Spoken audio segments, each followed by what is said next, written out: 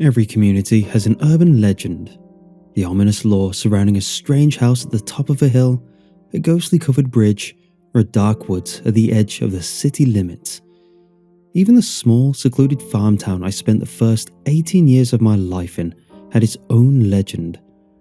Ours centered around the eccentric Strauss family and their even stranger daughter, Greta.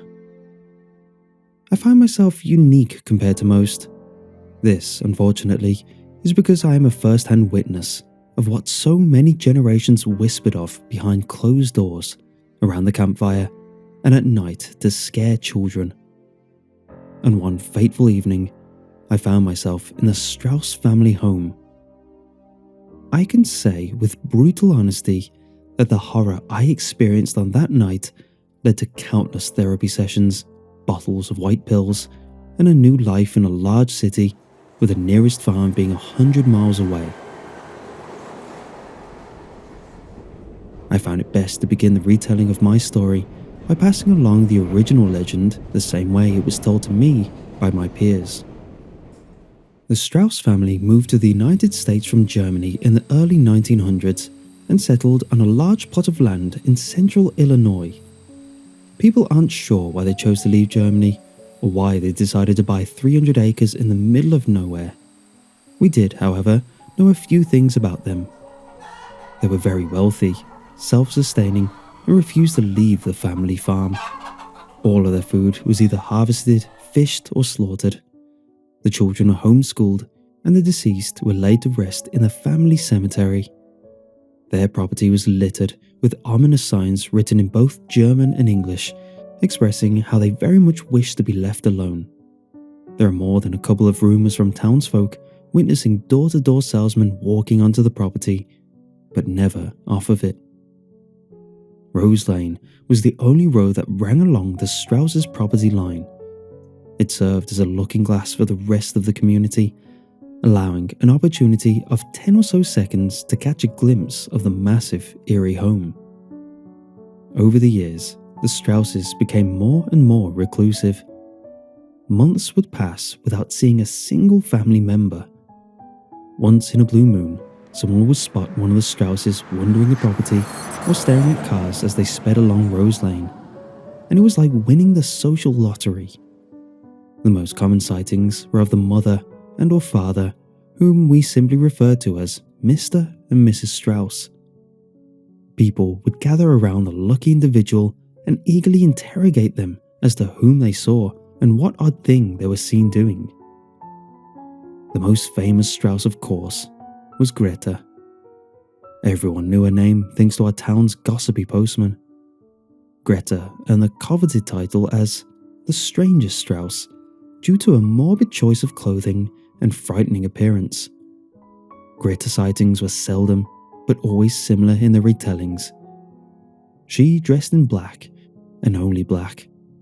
Regardless of the season or time of day, Greta would be draped from head to toe in an ink-coloured gown. Even stranger, her head was always hidden beneath a dark veil. No one in town had ever seen her face, not even a glimpse.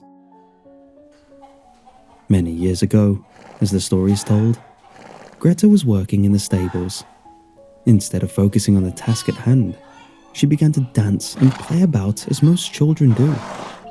In a split second of wavered attention, she startled a young colt and was swiftly kicked in the jaw. To teach her a lesson, the elders of the Strauss family kept Greta from receiving the medical attention she so desperately needed, which in turn left her face a mangled mess of broken bones and cartilage. Growing up, my friends and I would scare one another with stories of Greta. Whenever a dead animal was found on our property, we'd say it was Greta sending a warning. Whenever we were lying in bed at night and heard the floorboards creak, we would whisper that it was Greta lurking in the shadows. Personally, I'd never seen Greta, despite the countless trips I'd made down Rose Lane. I had only heard the stories. As the years passed, the Strauss sightings went from seldom to non-existent. The grass on their land grew long, and the lights inside their home ceased to glow in the night. Eventually, we assumed that the Strausses had packed up and moved without notice. The bank couldn't sell the house, claiming a relative in Germany still had ownership of the property and was wiring full legal payments. We simply put the Strauss family farm out of mind. Until the night, we decided to break in. John, Carrie, and myself were 18 at the time. We had just finished high school and would be attending different colleges in the fall. Like most guys our age, we spent the days and nights hanging out, drinking, and saving up what little money we could.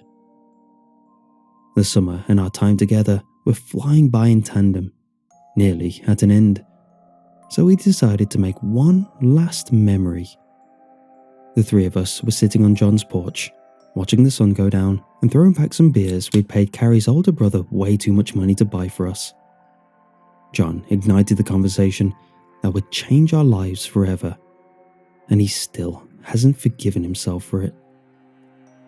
He talked about how he was driving down Rose Lane earlier that morning and thought he had seen someone in the third-story window of the Strauss home.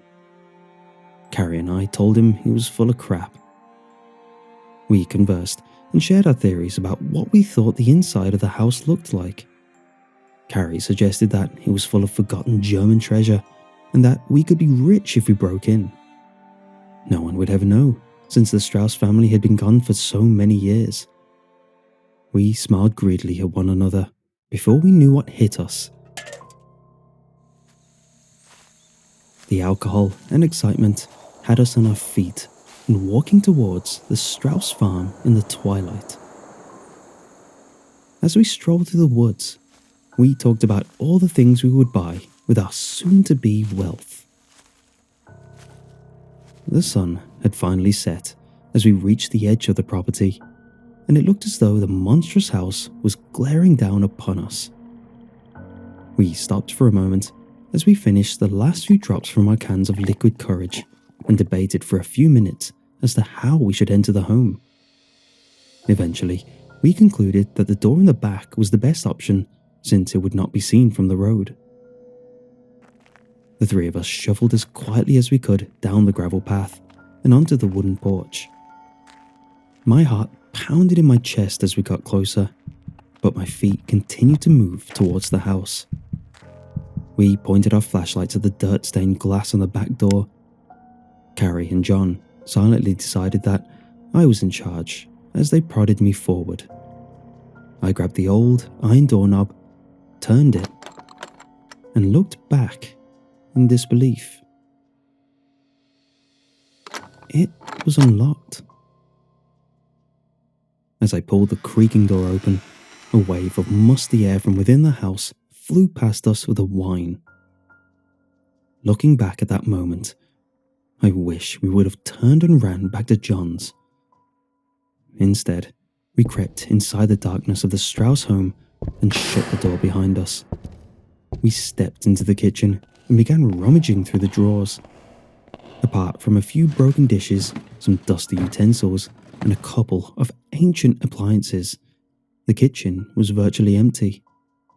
The Strauss home wasn't living up to the horrific reputation we had collectively built for it over the years. It was indeed old, massive, and a bit eerie, but nothing more than what you would expect from any other abandoned home. Everything seemed to be undisturbed. It was as if the Strausses had simply stopped their daily routine, packed up a few belongings, and left the home forever. The three of us searched through the rooms, opening drawers, moving furniture, and scouring through cabinets. Our respective alcohol buzzes and hopes of finding treasure began to fade. But as it did, an uncomfortable feeling of dread and paranoia washed over us. We decided that this whole idea was a waste of time, and that going back to John's to smoke some weed would be the perfect end to the evening. We backtracked through the home and into the kitchen towards the back door. Just as we were about to step outside into the freedom of the night, Carrie's voice broke the silence.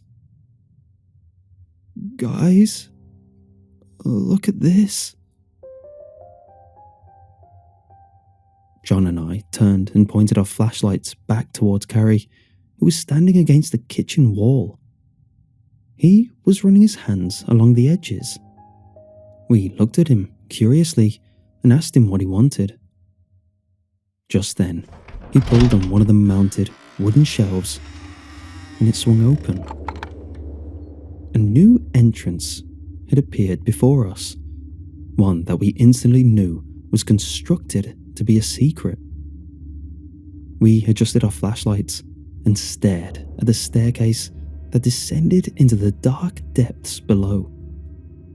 The three of us knew that if there was anything of value left behind, it would be at the bottom of these stairs. Once again, John and Carrie nudged me forward as we crept down the stone staircase. The temperature dropped significantly as we reached the stone floor of the cellar. It was damp, dark, and I could hear the faint sounds of dripping water and scurrying rodents. We started our search, exploring the outer walls, grasping with excitement as our dreams of wealth were back in full swing as our flashlights illuminated glimmering metal and stones. Jewelry, vases, paintings, swords, and coins filled numerous tables and cabinets within the cavernous room. We frantically filled our pockets and rambled on about how we would come back in the morning with our trucks for the rest of the loot. As we made our way to the far corner of the cellar, we noticed something we very much did not expect to see. A large wooden door. As to why it was barred from the outside with a metal rod, we had no idea. But in the moment, we didn't care. If the cellar was full of valuables, then whatever lay beyond the door would have to be even better. John lifted the iron rod and set it on the ground. We pulled the door open, and my stomach turned. The air was pungent with a sour smell of decay. We illuminated the room with our lights, and my brain attempted to comprehend the scene before me. Mutilated animal remains were scattered across the floor. A pile of old newspapers and rags formed a wadded nest in the corner. Against the far wall was a mattress covered in torn, stained sheets that were covering a large lump. I looked at my friends as I covered my mouth and nose with my shirt, turning my back to the room. I said something about leaving, just before I saw the horror in Carrie's eyes as he pointed behind me. I jolted back and pointed my flashlight towards the bed. The lump beneath the torn sheets on the bed sat up and turned towards us. Initially, my body refused to move. The figure rose from the bed with awkward, twitching movements. I heard its bones creak and wet skin smack against the stone floor. After what seemed like an eternity, I was able to move again. I stumbled backwards, falling into John and Carrie. We ran to the stairs like animals, thrashing about and knocking over everything in our path. John was the first to reach the base, and I was a few feet behind him. Carrie had fallen behind. John and I raced up the stairs towards the hidden entrance. I grabbed his shirt tail and yelled that we couldn't leave Carrie behind. We heard his panicked voice. He was close. We turned our flashlights downward and could see Carrie at the base of the stairs. And for a brief moment, I felt relief.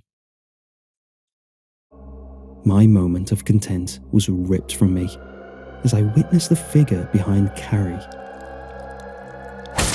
Its skeletal hand sunk its sharp fingers into his face as he screamed.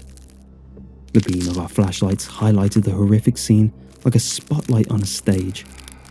Greta's mangled, decomposing face stared at me between the torn shreds of her dark veil. Her dislocated jaw hung from a few strands of flesh.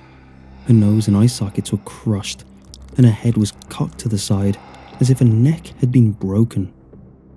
Even with her deformities, Greta seemed to smile at me as she pulled my screaming friend into the dark abyss of the cellar and tore into his flesh.